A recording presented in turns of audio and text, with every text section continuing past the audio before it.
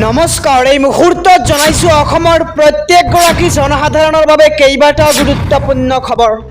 আজি হৈছে ২৬ ডিচেম্বৰ।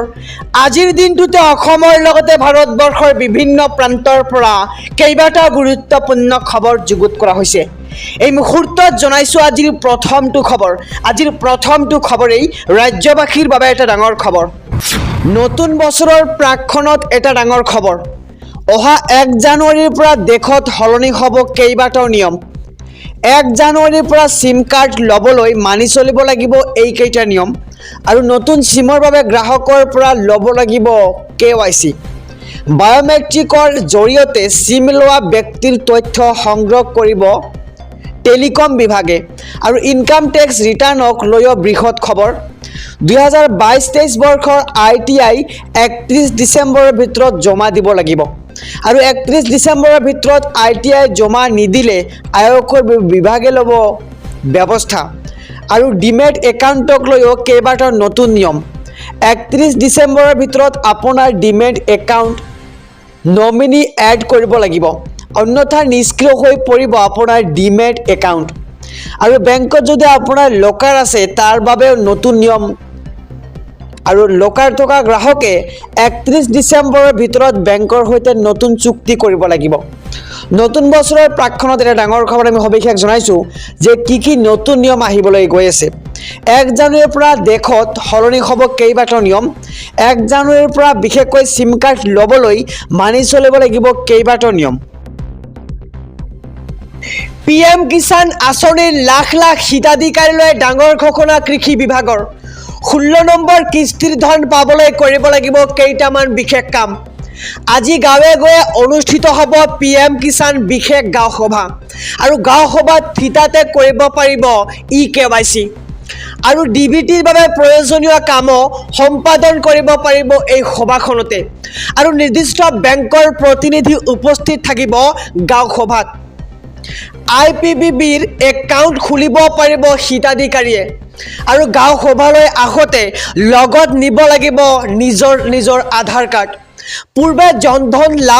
পূৰ্বে ধন লাভ কৰা পাছবুক লগত নিব লাগিব হিতাধিকাৰীয়ে আৰু লগত নিব লাগিব আধাৰ সংলগ্ন মোবাইল ফোনো। আপোনাৰ কৃষি ভূমিৰ যাৱতীয় নথিপত্ৰ লগত নিব লাগিব আপুনি। এটা বিশেষ খবৰ জনাইছোঁ ৰাজ্যৰ PM কিষাণ আঁচনিৰ ধন লাভ কৰা লোকসকলৰ বাবে আৰু প্ৰতিখন জিলাত অনুষ্ঠিত হ'ব এই বিশেষ গাঁও সভা। এইকেইটা কাম নকৰিলে আপুনি 16 নম্বৰ কিস্তিৰ ধন লাভ কৰাত হ'ব পাৰে অসুবিধা।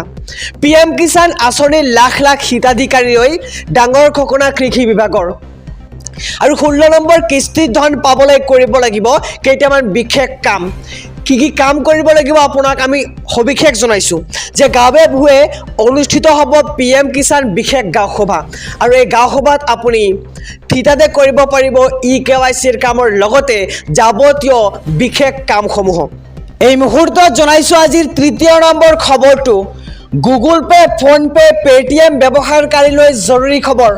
২০০০ টকাতকৈ অধিক লেনদেনৰ ক্ষেত্ৰত প্ৰয়োজন হ'ব ৪ ঘণ্টা সময়ৰ আৰু শীঘ্ৰেই অনলাইন লেনদেনৰ ক্ষেত্ৰত UPI জগতত বৃহৎ পৰিৱৰ্তন হোৱাৰ সম্ভাৱনা। নতুন নিয়মতে ২০০০ টকাতকৈ অধিক লেনদেনৰ ক্ষেত্ৰত ৪ ঘণ্টা সময়ৰ প্ৰয়োজন হ'ব পাৰে।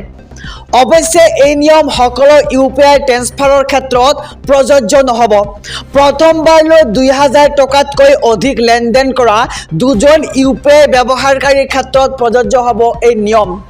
মূলতঃ অনলাইন প্ৰতাৰণা প্ৰতিৰোধ কৰিবলৈ চৰকাৰে এই সিদ্ধান্ত গ্ৰহণ কৰাৰ সম্ভাৱনা।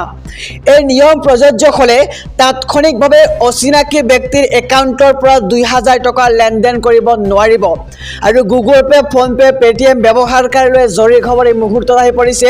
২০০০ টকাতকৈ অধিক লেনদেনৰ ক্ষেত্ৰত এতিয়া প্ৰয়োজন হ'ব ৪ ঘণ্টা সময়ৰ। চিভিল স্ক'ৰ বেয়া হোৱা বেংক গ্ৰাহকলৈ জৰুৰী খবৰ। এতিয়াৰ পৰা আৰু বেয়া নহয় আপোনাৰ চিভিল স্ক'ৰ। ক্ৰেডিট স্ক'ৰক লৈ ৰিজাৰ্ভ বেংক অফ ইণ্ডিয়াৰ ডাঙৰ সিদ্ধান্ত।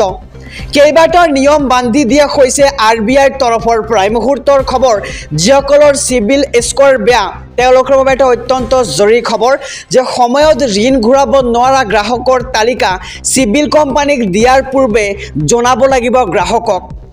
আৰু ইমেইলৰ জৰিয়তে গ্ৰাহকক জনাব লাগিব চিভিল কোম্পানীয়ে যদিহে গ্ৰাহকৰ কোনো ধৰণৰ অনুৰোধ নাকচ কৰে তেন্তে ইয়াৰ কাৰণ কি হেয়া জনাব লাগিব গ্ৰাহকক বছৰত এবাৰ গ্ৰাহকক দিব লাগিব বিনামূলীয়া ক্ৰেডিট স্ক'ৰ ৰিপৰ্ট আৰু গ্ৰাহকৰ অভিযোগ থাকিলে এমাহৰ ভিতৰত সমাধান কৰিব লাগিব ক্ৰেডিট কোম্পানীয়ে অন্যথা চিভিল কোম্পানীয়ে প্ৰতিদিনে ভৰিব লাগিব 100 টকাকৈ জৰিমনা চিভিল স্ক'ৰ বেয়া হোৱা গ্ৰাহক লৈ জৰুৰী খবৰ এই মুহূৰ্তত আহি পৰিছে আৰু এতিয়াৰে পৰা আৰু আপোনাৰ বেয়া নহয় আপোনাৰ চিভিল স্ক'ৰ ক্ৰেডিট স্ক'ৰক লৈ ৰিজাৰ্ভ বেংক অফ ইণ্ডিয়াৰ এই ডাঙৰ সিদ্ধান্ত